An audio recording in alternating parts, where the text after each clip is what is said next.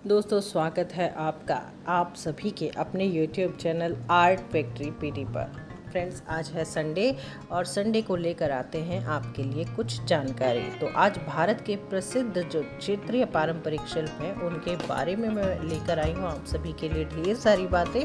तो सबसे पहले बात करते हैं कोंडापल्ली गुड़िया। आंध्र प्रदेश का जो ये है आर्ट है 400 साल पुराना है और ये कला की जाती है नर्म लकड़ी के खिलौनों के लिए और जिसे टेला पोनिकी भी कहा जाता है। और इसका जो प्रत्येक भाग है ना, ये लकड़ी के टुकड़ों पर उभारा जाता है और ये जो टुकड़े होते हैं ना, मक्कू इमली के बीज के पाउडर और चूरा के पेस्ट के साथ इसको मिला दिया जाता है और फिर इसको सुखाया जाता है। इन खिलौनों को या तो तेल और पानी के रंग वनस्पति रंगों के साथ पेंट किया जाता है और हर साल संक्रांति के उत्सव में प्रदर्शित किया जाता है। ये शोकेश बोमला कोल्लुवो के नाम से जाने जाते हैं।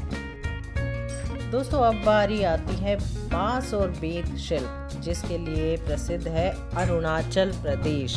अरुणाचल प्रदेश में बेंत और बांस की बहुत प्रचुरता है और ये राज्य जो है ना अपने उत्पादों के लिए बहुत प्रसिद्ध है। शिल्प एक जीवंत परंपरा है और जो है ना ये इनकी एक जनजाति है और अपनी बुनाई शैली डिज़ाइन सब इनका अपना है और ये जनजाति अपने शिल्प कौशल में विशिष्ट है और बांस और बेंत से बनी वस्तुओं को हर आकार में ढालने के लिए प्रसिद्ध है। दोस्तों, अब बारी आती है बुनाई और कढ़ाई की। सभी को पसंद है ना, और ये जो काम है ना ये है आसाम का मुख्य कुटीर उद्योग। बुनाई और कढ़ाई में आसाम के कपड़ों को ना अंतर्राष्ट्रीय डोमेन में स्थान दिया गया है और इसमें हाथ से बुनी हुई कपास, मूंगा, पैट, शहतूत रेशम और एरी यानी कि ऊनी रेशम शामिल है। और ये राज्य जो आम घरेलू हथकरघा में मेखला, चादर, गमछा, साड़ी, शॉल, चटाई और नैपकिन इसमें शामिल है। आसाम में इन पारंपरिक शिल्पों के डिज़ाइन क्षेत्र के विभिन्न जनजातियों और जातियों के समूह प्रतीक है।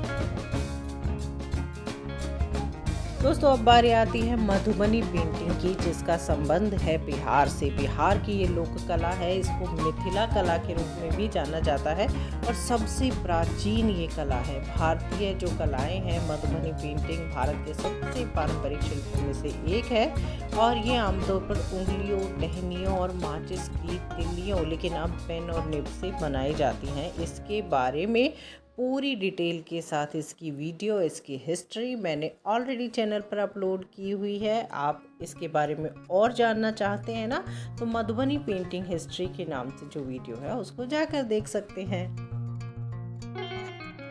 दोस्तों, अब बारी आती है वॉल पेंटिंग की, जिसका संबंध है छत्तीसगढ़ से। छत्तीसगढ़ की पारंपरिक दीवार पेंटिंग पारंपरिक आदिवासी रीति रिवाजों के चित्रों को दर्शाती है और छत्तीसगढ़ में ना अधिकांश दीवारें इस पेंटिंग से ना जो है ना सजी हुई हैं और परंपरागत समारोह हो या फिर कोई भी ओकेजन हो, ये जो कला है ना दीवारों पर, फर्शों पर जीवित रंगों से चित्रित किए जाते हैं और ये सब है ना ग्रामीण कला के रूप बन गए हैं। दोस्तों, छठा नंबर है लावो मंदरी आर्ट का और इसका संबंध है गोवा से। गोवा की ये स्वदेशी कला है और ये मांडरी यानी कि कोंकणी में चटाई बुनाई की एक पारंपरिक कला है। हालांकि ये एक फलती फूलती कला नहीं है, लेकिन ये इन चटाइयों को बनाने के लिए ना खेतों की दलदली भूमि में जो उगाई जाने वाली एक तरह की खास जंगली घास लावो का उपयोग इसमें किया जाता है, इसीलिए ये बहुत खास है। दोस्तों, अब बारी है जरी वर्क की और ये है गुजरात से संबंधित, है ना सबको पसंद, बहुत खास लगता है सबके जो ड्रेसेस पर ये जब होता है। गुजरात बहुत सारे पारंपरिक शिल्पों से भरा हुआ है और सबसे प्रसिद्ध है यहाँ पर जरी या फिर सोने के धागे की ये कढ़ाई।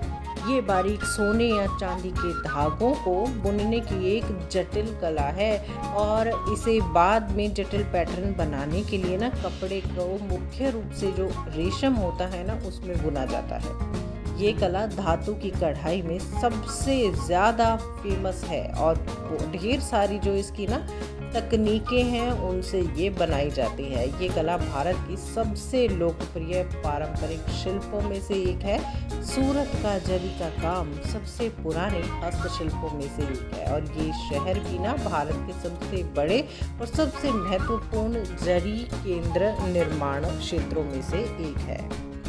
दोस्तों, अब बारी आती है मेरे हरियाणा की।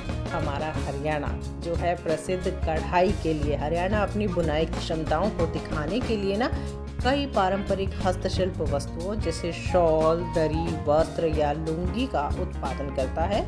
लेकिन फुलकारी नाम की हरियाणा की जो शॉल को कोई भी नहीं हरा सकता। आमतौर पर घाघरा चोली के साथ पहनी जाने वाली ये ओढ़नी फुलकारी घर की जो महिला सदस्य है ना उनके द्वारा बनाई जाती है और उसे बनाने में बहुत लंबा समय लगता है। कभी कभी तो बहुत साल लगते हैं।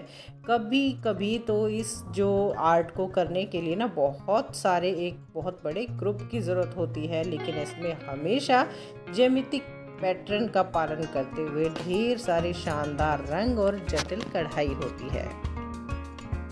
अब बारी है ऊन बुनाई की, जिसका संबंध है हिमाचल प्रदेश से।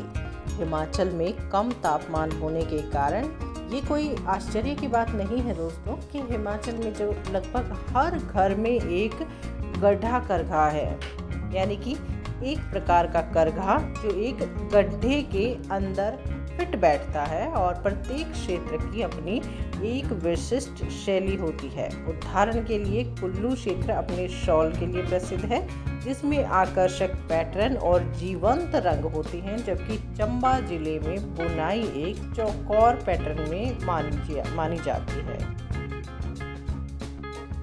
अब बारी आती है वुड क्राफ्ट की, जिसका संबंध है झारखंड से। आसपास के घने जंगलों के कारण वुड क्राफ्ट झारखंड के सबसे संपन्न उद्योगों में से एक बन गया है और इस लकड़ी का उपयोग कारीगरों द्वारा ना विभिन्न उत्पादों को बनाने के लिए किया जाता है, जिनका यूज़ ना हम डेली लाइफ में करते हैं और सजावट के लिए भी किया जाता है, जैसे कि खिड़कियाँ, दरवाजे के पैनल, बक्से, लकड़ी के चम्मच आदि।